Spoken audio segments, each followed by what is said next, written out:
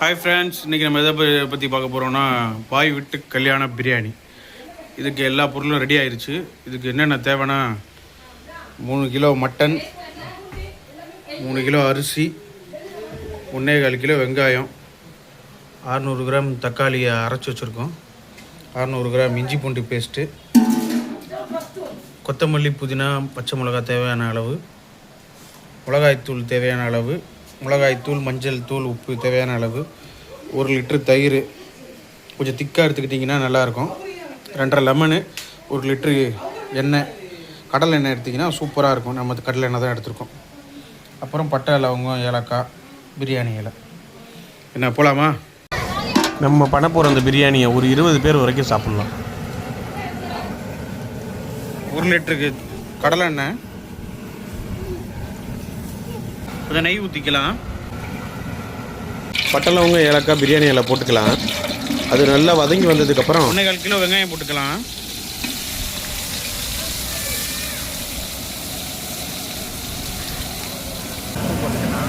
கொஞ்சம் உப்பு போட்டுக்கலாம், ஏன்னா சீக்கிரம் கொஞ்சம் வதங்கி வந்துடும்.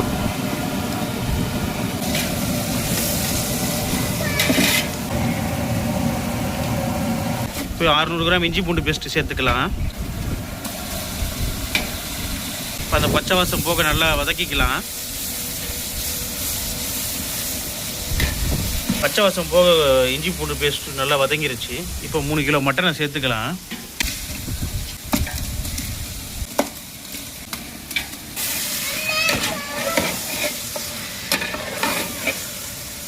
பச்சை மிளகாய் ஆட் பண்ணிக்கலாம்.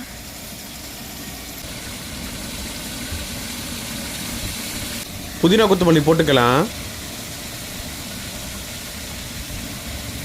கடைசியாக போடுறதுக்காக அது வச்சிருக்கோம்.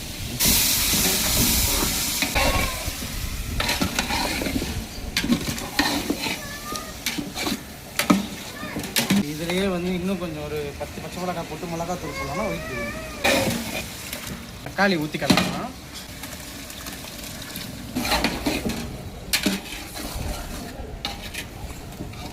கிராம் மிளகாத்தூள் போட்டுக்கலாம்.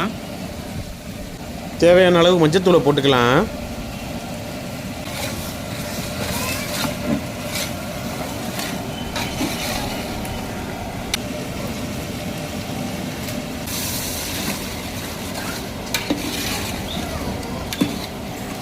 ஒரு லிட்டர் தயிரை ஊற்றிக்கலாம்.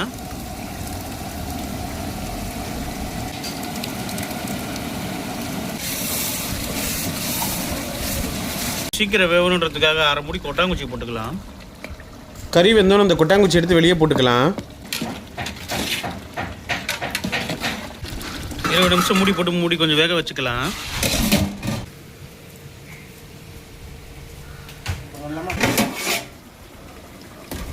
கறி வந்துருச்சான்னு பார்த்துக்கலாம் ஒரு தடவை. அடிக்கடி பிடிச்சிக்க போகுது. 60% வந்துருச்சு.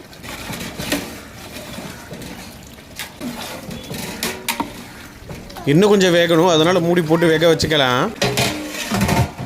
இதில் உள்ள எண்ணெயை மட்டும் கொஞ்சம் கொட்டால எடுத்து வச்சுக்கலாம். அது கடைசியாக ஒரு வேலை இருக்குது. லெமன் லைட்டாக புளிஞ்சிக்கலாம். அந்த 2.5 லெமனை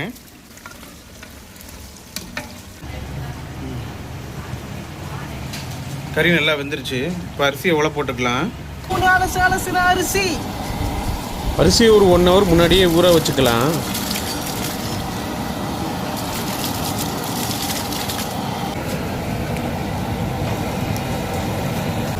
அரிசி மடங்கின மாதிரி இருந்தால் வெந்துருச்சுன்னு அர்த்தம். இப்போ அடுப்புலேருந்து இறக்கி சாப்பாட்டை வடித்து கொட்டிக்கலாம். நல்லா தண்ணியை வடிச்சிட்டு தான் அந்த சாப்பாட்டை அதில் போடணும், இல்லைன்னா குழஞ்சாப்பில் ஆகிடும்.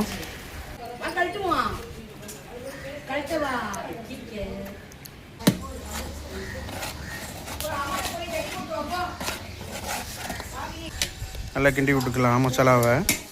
பாய் வீட்டு ஸ்பெஷல் மசாலா. நம்ம ஆர்டிஃபிஷியல் ஃப்ளேவர் யூஸ் பண்ணுறதில்ல. இது நேச்சுரலாகவே நம்ம வீட்டில் செய்கிறது. அது ஒன்றும் இல்லைங்க, கொஞ்சம் எண்ணெய், மசாலாவில் உள்ள எண்ணெயை தான் மேலே ஊற்றிருக்கோம். புதினா கொத்தமல்லி போட்டுக்கோங்க. கொஞ்சம் புதினா கொத்தமல்லியை தூவிக்கலாம். அமுல் நெய் தான் ஊற்றுறோம். வடித்த தண்ணியை மேலே வச்சுக்கலாம்.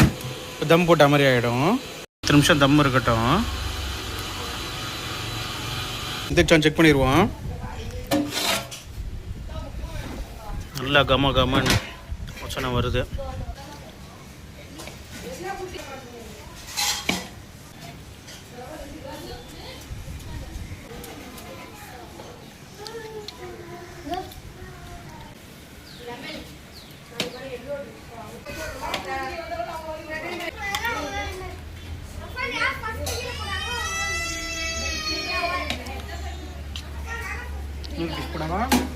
போதும். நல்லா கமன்னு மட்டன் பிரியாணி சும்மா சூப்பராக வந்திருக்குங்க. டேஸ்ட்டு பின்னிடுச்சு.